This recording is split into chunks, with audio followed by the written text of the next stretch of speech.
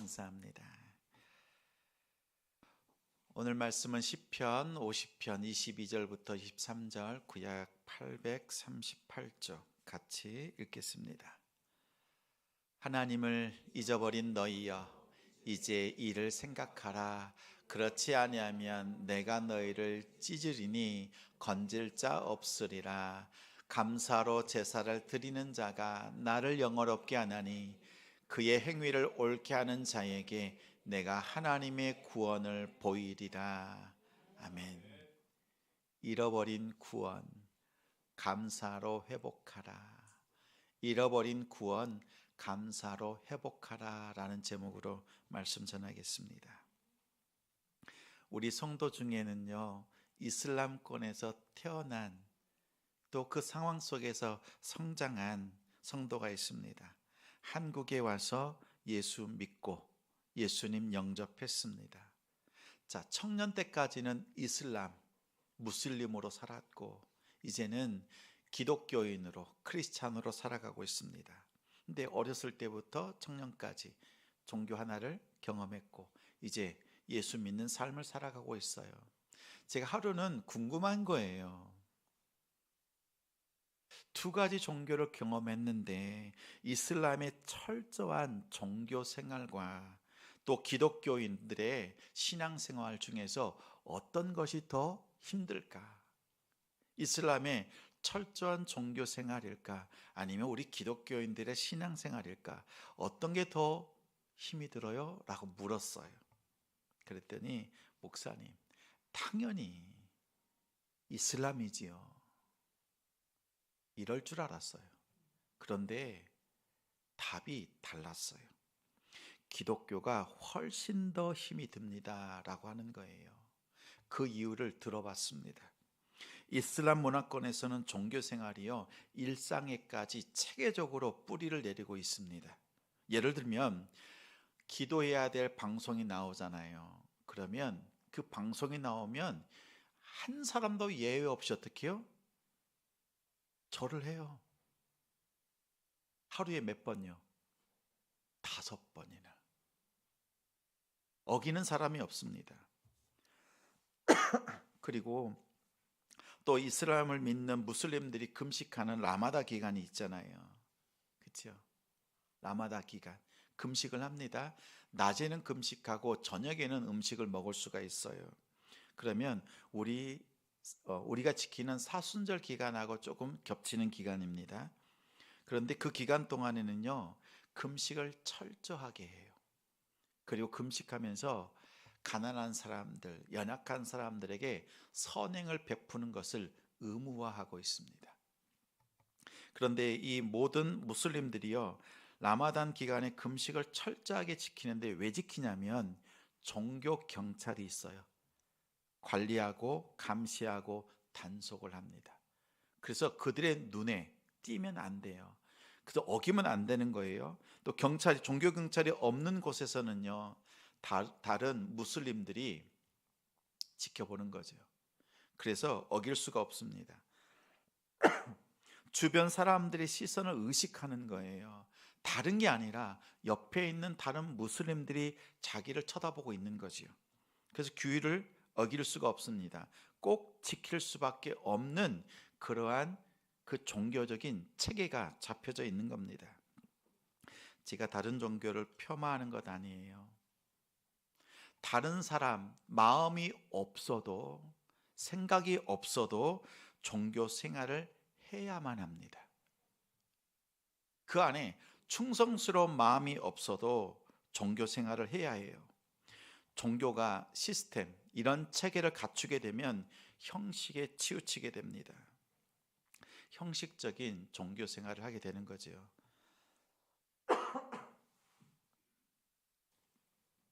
근데 이 성도가 한국에 와서 예수님을 영접했습니다. 그런데 기독교는요, 종교 시스템으로 운영이 되는 우리 신앙생활이 아니잖아요. 어떻게 해야 돼요? 스스로 해야 돼요. 예수님 영접하고 스스로 자복하고 스스로 하나님 앞에 믿음으로 나아가야 돼요. 누군가의 감시, 관리, 감독 때문에 신앙생활을 하는 것이 아닙니다. 종교 시스템이 없어요. 스스로 지켜야 하고 스스로 마음을 쏟아야 합니다. 그냥 되지 않아요. 엄청난 노력과 수고를 통해서 말씀을 읽고 또 기도하고 하나님 앞에 마음을 드리면서 그렇게 신앙생활을 해야 합니다. 이 성도가 본인이 지내던 그 고향에서는요, 사람들이 하는 대로 그냥 하면 되는 거였어요. 그러면 신앙이 있는 것처럼 보였어요. 근데 한국에 와서 크리스찬으로 살아가는 것은요, 너무 힘든 거예요. 자기가 열심을 내지 않으면 금방 도태되고 믿음을 잃어버리기 때문에요. 그래서 이 성도가 하는 얘기가 예수 믿는 것이, 그 믿음으로 살아가는 것이 훨씬 힘이 듭니다 라고 얘기했던 겁니다. 성경도 우리에게 말씀하지요. 마태복음 6장 16절부터 18절 말씀 우리 같이 읽겠습니다. 시작. 금식할 때에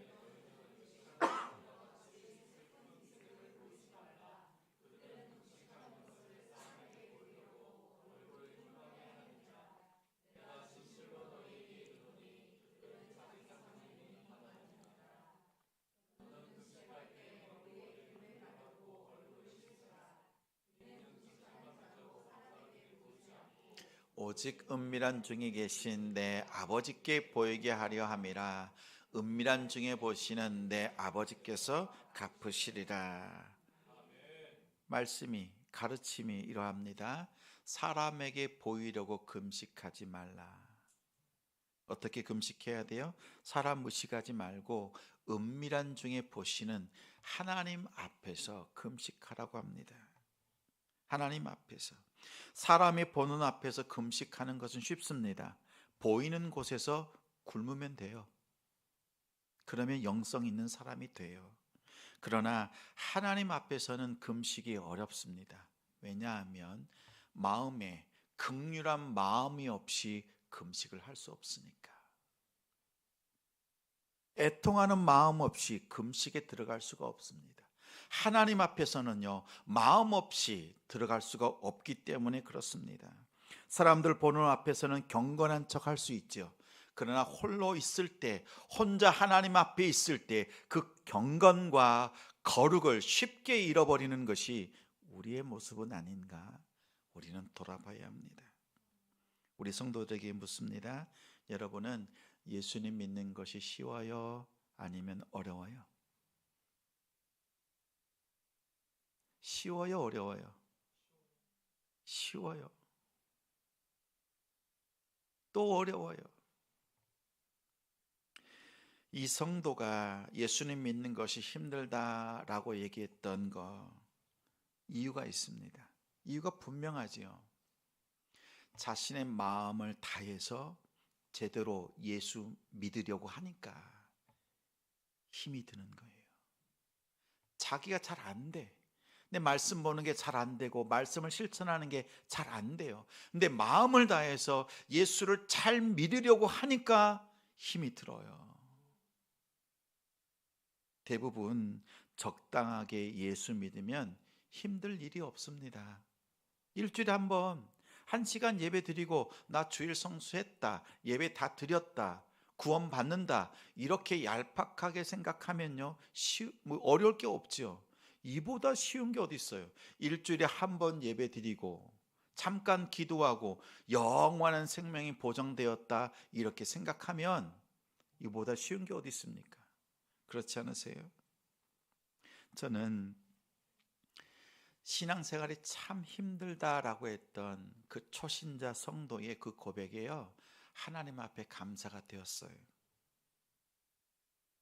우리 성도들이 형식적인 예배를 보내는 것이 아니라 마음을 다해서 하나님께 예배하고 있구나. 하나님, 이 마음을 받아주세요 라고 하는 그 마음으로 기도가 되었습니다. 참으로 감사했어요. 사실 오늘 말씀이 그와 동일한 상황 속에 있습니다. 50편 말씀은요, 찬양 인도자, 그리고 예배 인도자, 예배를 지도했던 아삽이라고 하는 사람이 쓴 겁니다. 근데 예배 인도자예요. 예배를 돕는 자였어요. 근데 예배를 드리고 있는 이스라엘 백성들의 모습을 가만히 보니까 제사를 드릴 때 마음이 없는 예배를 드리는 거예요. 그리고 제사의 형식에만 마음을 쏟고 있는 거예요. 감사가 없는 예배를 드리고 있는 겁니다. 그래서 1절부터 21절까지 조목조목 그들의 예배의 상황을 설명한 것이 오늘 시편 50편 말씀이에요. 그리고 결론적으로 말하면서 22절에 이렇게 말합니다. 같이 읽어요.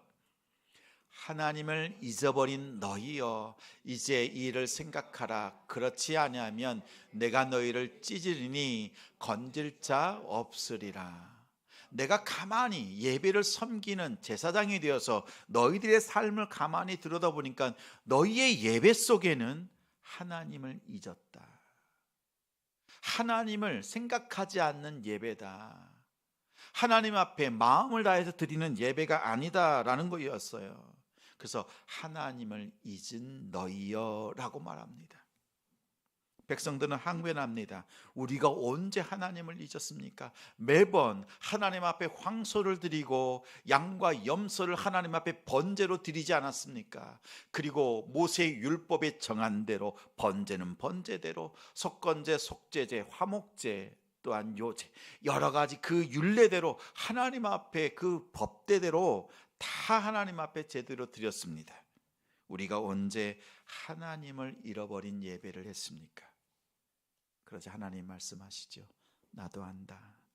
너희가 황소를 드렸고 양과 염소를 바쳤다. 그러나 내가 원하는 것은 너희의 짐승, 그 희생 제물을 원하는 것이 아니라 그 짐승을 바칠 때 너희의 그 마음과 너희의 중심을 내가 받고 싶다. 나는 너희의 마음의 전부를 원한다. 이 말씀을 하시는 거예요. 하나님은요, 우리의 예배를 통해서 헌물, 헌신, 그리고 여러분의 마음 전부를 받기를 원하시는 거예요. 부분적인 헌신이 아니라 우리의 모든 마음을 받기를 원하시는 것이 하나님이세요. 그런데 이스라엘 백성은 하나님을 향한 마음이 없습니다. 하나님을 향한 감사가 없는 예배를 했습니다. 하나님께 감사 중심으로 마음을 드린 것이 아니라 예배의 형식, 그리고 희생 제물, 그 제물을 어떻게 드리느냐, 얼마나 큰 것을 드리느냐, 이것에 마음을 중심을 두고 예배했습니다. 그러자 하나님께서 말씀하십니다. 너희가 찢어서 희생 제물을 잡아서 찢고 쪼개서 하나님 앞에 바치지 않았느냐? 그것처럼 너희가 감사로 정말 마음을 다해서 예배하지 않는다면 너희가 찢고 쪼개 놓은 그 희생 제물처럼 너희를 찢고 쪼개겠다. 이 말씀이 22절 말씀인 거예요. 보십시오. 하나님께서 우리의 예배를 받으신다는 거예요, 안 받으신다는 거예요? 만약 감사하는 마음이 없는 예배라면 하나님이 받지 않으신다는 거예요. 여호와는 결코 너희의 예배를 기뻐하지 않으신다라는 거지요. 다시 요약하면 한 문장으로 이렇습니다. 감사 없이 구원 없다. 감사 없이 구원 없다라는 거예요. 여러분, 형식과 이 내용과 형식이 있어요. 그럼 이 형식과 내용 중에서 무엇이 중요합니까? 뭐가 더 중요하다고 생각드세요? 내용만 있으면 돼요? 형식도 있어야 돼요? 맞아요. 형식도 중요하고 내용도 중요합니다. 내용도 중요하고 형식도 중요해요. 둘 다 있어야 합니다. 여러분, 청혼할 때 결혼 반지 있잖아요. 그 결혼 반지를 어디다 담아가요? 아주 싸구려 종이 상자에다가 담아가도 되죠. 그런데 보석함에 넣고 청혼할 때 반지를 넣고 이렇게 딱 청혼을 하잖아요. 그렇게 해보시고 그렇게 해보셨죠? 자, 종이 상자에다가 결혼 그 반지를 넣으나 보석함에 넣으나 그 결혼 반지의 가치는 조금도 손상되지 않습니다. 그렇죠? 근데 종이 상자에 넣으면 어때요? 볼품 없어 보여요. 좋은 것도. 그 가치가 여전하지만, 근데 보석 상자에 넣으면 어때요? 더 빛나 보입니다. 그렇죠? 내용도 중요하죠. 근데 이 형식도 참으로 중요합니다.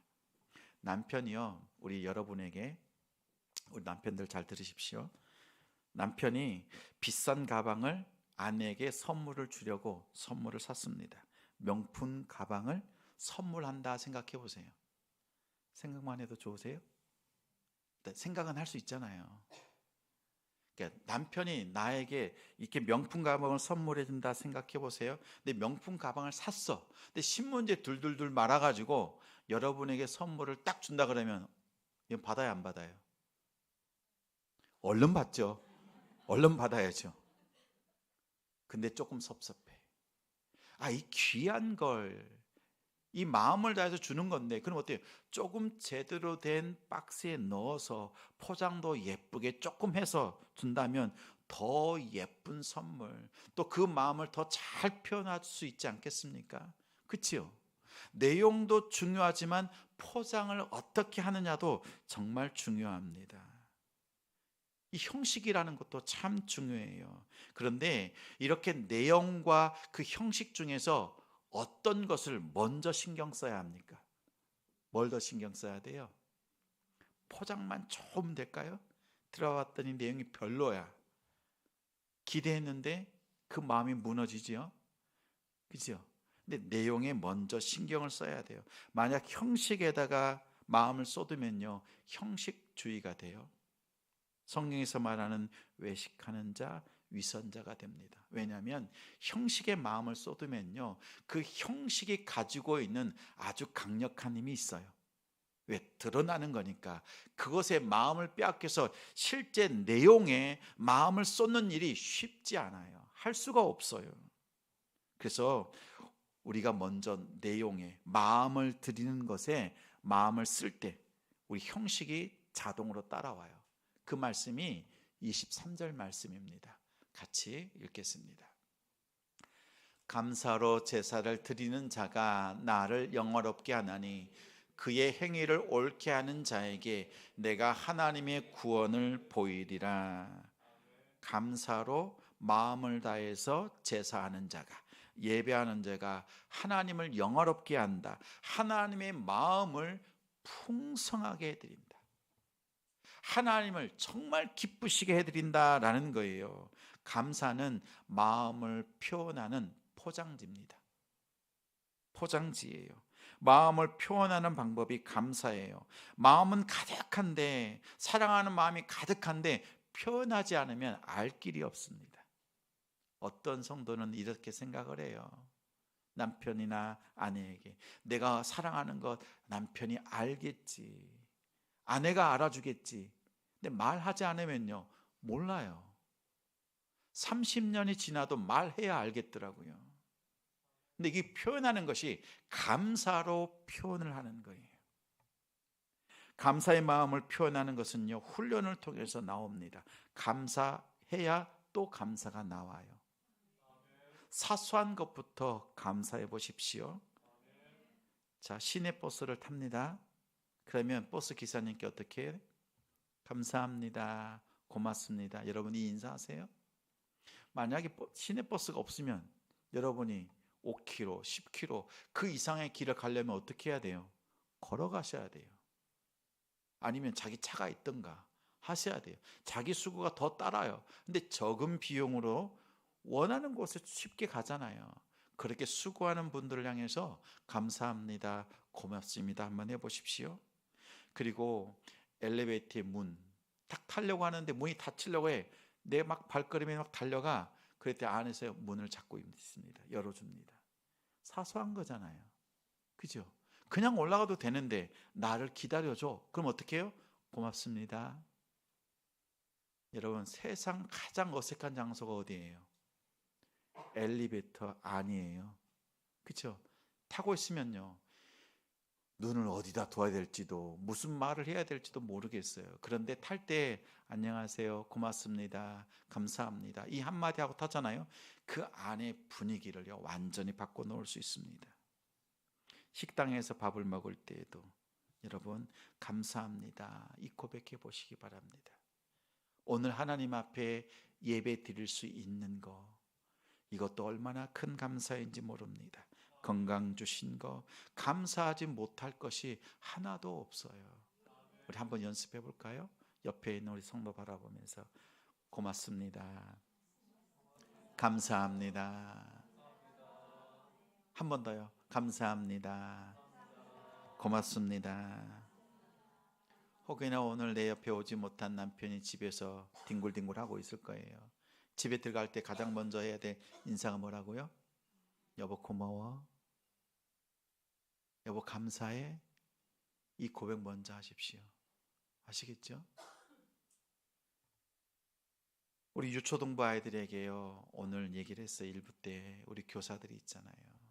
예배를 끝나고 나면 선생님들에게 고맙습니다, 감사합니다. 그리고 식당에 와서 밥을 먹을 때도 고맙습니다, 감사합니다. 이거 가르쳐 달라고 했어요. 왜요? 이것을 배워야 그 작은 감사를 통해서요 하나님 앞에 마음을 드리는 감사까지 나아갈 수가 있습니다. 제가 유치부를 섬길 때가 있었어요. 부교육자로 섬길 때. 꽤 오래전의 이야기인데 그때 제가 제법 인기가 있었습니다. 정말이라니까요. 있었어요. 사모가 아멘이라고 대답해 주잖아요. 그때는 폴리 목사님으로 인기를 날렸습니다. 근데 하나애가요 항상 보면 목사님 사랑해요, 좋아요 이렇게 막 고백하는 친구인 거예요. 근데 하루는 이 아이가 사탕 한 봉지를 가지고 왔는데 목사님 사랑해요 막 이런 거예요. 그래? 제가 또 시험을 했죠. 가까이 와서 제가 물었습니다. 너 목사님 사랑해? 그럼 사탕 하나 줘. 하나 바로 꺼내줍니다. 너 진짜 목사님 사랑해? 네. 그럼 하나 더 줘. 하나 더 줘. 하나 더 줘. 좀 지나니까요 이 아이가 꺼내주는데 자기 봉투 안에 있는 사탕보다 목사님 손에 있는 사탕이 점점 더 많아져 심각해지고 있어요. 제가 또 얘기하는 거죠. 목사님 사랑한다면 하나 더 줘. 그랬더니 멈칫하더니요 네 주는 거예요. 제가 한 번 더 세게 더 챌린지 했습니다. 자, 사탕 하나 가지고 나머지 목사님 다 주라. 그랬더니요 눈물이 끌렁끌렁 목사님이 다 훔쳐가는 거죠. 그런데 알겠어요. 저 목사님 사랑해요 이러면서 하나 가지고 자신이 가지고 있던 전부를 다 내주는 거예요. 제가 얼마나 감동이었는지 몰라요. 그래, 너 정말 목사님 사랑하네. 그래서 제가 가지고 있던 사탕, 과자 챙겨와서요 애가 저한테 줬던 사탕 다 합쳐서 목사님도 너 사랑해 라고 건네줬던 기억이 있습니다. 저는 사탕을 원하는 거예요? 이 아이의 마음을 원하는 거예요? 이 아이의 마음을 내가 알아본 거죠. 하나님이 여러분의 호주머니를 노리시는 거예요? 여러분의 마음을 원하시는 거예요? 마음 원하시는 거예요. 우리가 헷갈리면 안 돼요. 혼란을 가지면 안 돼요. 내가 드리는 헌물과 헌신과 여기에 마음 빼앗길 것이 아니라 내가 어떻게 내 마음을 담아 하나님 앞에 드리고 있느냐가 중요합니다. 하나님 앞에 11조를 드릴 때 여러분 어떤 마음으로 드리세요? 10분의 1 칼같이 100만 원 중에서 10만 원 딱 떼서 딱 드려요. 근데 기도도 안 해. 그러면 안 된다. 하나님 앞에 감사 기도하는 거지요. 하나님 내게 주신 이 월급, 내게 주신 이 수입 전부를 하나님께서 나에게 주셨고 이것을 잘 사용할 수 있도록 지혜를 더하여 주시옵소서. 그리고 하나님 앞에 전부를 10개를 다 드리는 그 마음으로 구별해 놓고 하나님 앞에 드리고 나머지 9개는 나의 필요한 것 또 나누고 베푸는 일에 지혜롭게 쓸 수 있도록 하나님 도와주세요. 기도하시고 헌물하시고 기도하시고 사용하는 우리 성도들 되시기 바랍니다. 여러분 이렇게 하셔야 돼요. 요즘 온라인으로 헌금을 하니까 어떻게 해요? 10분을 딱 정확하게 떼서 보내고 기도도 안 해. 여러분의 마음을 담아서 드려야 될 거 아니에요. 근데 제가 한 성도에게 배웠어요. 어느 날은요, 헌금 봉투가 올라왔는데 그 안에 현금이 없어요. 근데 뭐라고 써야 되냐면 온라인 이렇게 써놓은 거예요. 온라인으로 보내고 난 뒤에 직접 헌금 봉투에 감사의 제목들을 써서 올린 거예요. 제가 배웠잖아요. 이렇게 하자. 그리고 여러분이 써 올린 그 헌금 봉투 제가 놓고 주중에 기도해요. 하나님 채워주시고 역사해 주시고 함께 해달라고 기도합니다. 여러분, 하나님 앞에 드린다 그러면 우리 성도들이 이렇게 하나님 앞에 헌금을 드릴 수 있는 우리가 되길 바랍니다. 때로는 우리 성도들의 상황이 여의치 않고 녹록치 않을 때가 있어요. 11조를 드리는 것도 어려운 상황에 놓일 때가 허다하지요. 그럴 때 어떻게 하셔야 돼요? 11조 드려야죠. 꼭 드리십시오. 근데 어떻게 드리시냐면 생활의 11조를 드리십시오. 여러분의 상황에, 여러분의 그 형편에 드릴 수 있는 부분을 떼어놓고 온전하지 못하더라도 여러분의 마음을 다해서 전부를 드리는 마음으로 구별해놓고 이것을 하나님 앞에 11조로 드리십시오. 마음을 담아 드리십시오. 꼭 하셔야 돼요. 왜냐하면 제가 어려움을 만나기도 했거든요. 한 성도가요, 자신이 11조를 못하는 것 때문에 스스로 걸림이 된 거예요. 내가 하나님 앞에 제대로 살지 못하고 있다라는 그 걸림이 된 거지요. 절대 그런 생각 가지지 말라 이렇게 당부했어요. 그런데 이 올무에서 빠져나오지 못하는 거예요. 시험이 된 거예요. 그래서 여러분에게 당부합니다. 여러분 스스로 헌금의 문제에 있어서 걸림이 되지 않게 하세요. 오히려 적지만 구별되어져 있는 그 감사로 드리는 그 마음이 담겨 있으면 하나님은 받으세요. 그리고 이 마음을 드리면 우리의 삶이 바뀌어요. 왜요? 하나님께서 나의 마음을 받으셨고 하나님께서 이 받으신 하나님께서요 기뻐하신다고요. 어떻게 해요? 영화롭다라고 하시는 거예요. 촉한 거예요. 풍성한 거예요. 자, 이렇게 참으로 감사하는 사람이 이렇게 감사로 마음을 드리잖아요. 그럼 뒤따라 오는 것이 있어요. 옳은 행위가 뒤따라옵니다. 우리 다시 한번 23절 말씀 읽겠습니다. 감사로 제사를 드리는 자가 나를 영화롭게 하노니 그의 행위를 옳게 하는 자에게 내가 하나님의 구원을 보이리라. 보니까 감사로 마음을 다해서 하나님 앞에 예배하는 자에게 뭐가 따라와요? 옳게 하는 삶이 따라오는 거예요. 지난주 추수감사절을 보내고 하나님 앞에 감사합시다. 하나님의 말씀이 성벽이 되어줘서 우리의 마음과 생각을 지켜주시는데 여기까지 그치는 것이 아니라 이제는 어디까지 가요? 이제 하나님 앞에 감사로 드려졌고 우리의 마음을 지켜주시는데 이제 우리의 삶이 변화되는 거예요. 근데 어떻게 변화돼요? 마음을, 내용을 하나님 앞에 먼저 순수하게 드릴 때 우리의 삶 속에서요 이제 변화된 우리의 삶이 나타나기 시작하는 거예요. 이 순서가 바뀌면 안 돼요. 형식을 먼저 붙잡으면 내가 하나님 앞에 얼마나 드리고 있냐, 얼마나 기여하고 있냐 이 문제를 떠나서 하나님 앞에 마음을 드리는 일에 힘쓰는 우리 성도들 되시기 바랍니다. 근데 옳은 행위, 오늘 말씀해 보니까 그 행위를 옳게 한다라고 하는 그 히브리어 원문을 가만히 살펴보면 이런 뜻입니다. 그의 길을 준비한다라는 거예요. 길을 준비한다. 하나님의 말씀에 순종하여 하나님이 명령하신 그 길을 걷는 자가 된다는 거예요. 하나님 앞에 마음을 드리는 자가 하나님의 그 말씀에 그 길을 걸어갈 수 있게 되는 삶으로 변화되어진다라는 거예요. 하나님의 말씀대로 살아가는 사람은요 하나님의 구원의 길을 발견합니다. 마음을 드린 자가 구원의 길을 발견합니다. 종교인은 입으로 하나님의 말씀을 말하고 가르치기도 하지만 뒤따르는 삶이 없습니다.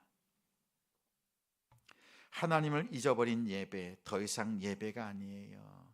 하나님을 잊어버렸다라고 하는 것은 하나님을 나의 삶, 내 중심에서 밀어내고 하나님 없이도 살 수 있다, 이렇게 생각하는 것을 말합니다. 자기 중심적으로 살아가는 것은 종교 활동일 뿐입니다. 우리의 예배 생활, 믿음 생활이 되려 간다면 여러분 기억하십시오. 내 형편이 아니라 여러분의 마음을 어떻게 드리고 있느냐, 이것을 드릴 수 있으면 우리의 삶은 뒤따라 옵니다. 지금 당장은 내 상황이 따르지 않는다 그래서 여러분 너무나 마음 아파할 것 없어요.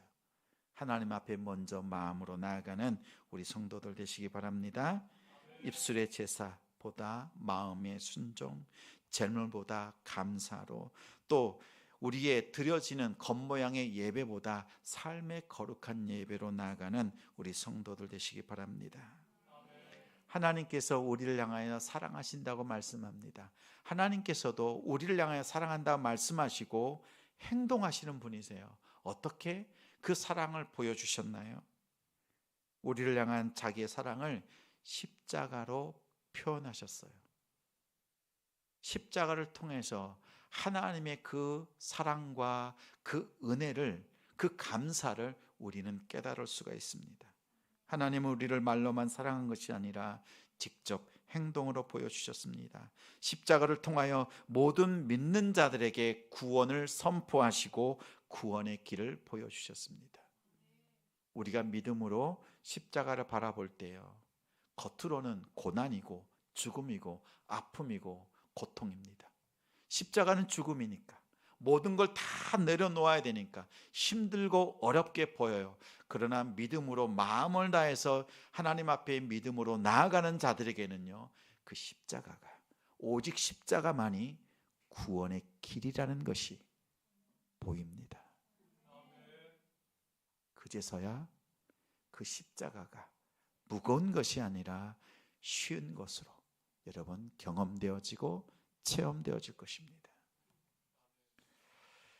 감사는 하나님의 주권을 인정하는 거예요. 감사는 하나님께서 하신 일을 내가 내 입술로 증거하는 것입니다. 감사는 하나님을 신뢰하는 거예요. 어떠한 가운데서도, 어려움 속에서도, 하나님 앞에 고난 속에서도 감사로 영광 돌려드리는 것입니다. 성도 여러분, 여러분의 삶에서 하나님 앞에 감사로 예배하십시오. 하나님 앞에 마음을 다해서 감사로 나아가면 우리의 삶은 옳은 행위로, 하나님의 그 말씀에 순종할 수 있는 걸음으로 우리를 바꿔 놓으시는 분이 하나님이십니다.